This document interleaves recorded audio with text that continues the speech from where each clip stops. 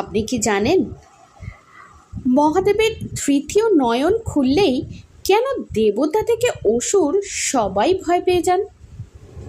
মহাদেবের কপালে তৃতীয় নয়ন শুধু একটি চোখ নয়, এটি দিব্য জ্ঞান, সত্য এবং মহাশক্তির প্রতীক। হিন্দু পুরাণে বলা হয়, যখন অধর্ম, অহংকার বা অশুভ শক্তির সীমা ছাড়িয়ে যায়, তখন মহাদেব তাঁর তৃতীয় নয়ন উন্মুক্ত করেন।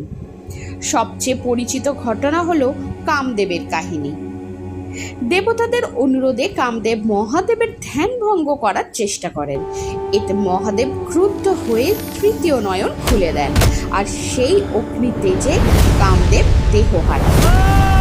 আধ্যাত্মিক অর্থে এই তৃতীয় নয়ন ক্রোধের নয়, অজ্ঞানতা দূর করার প্রতীক।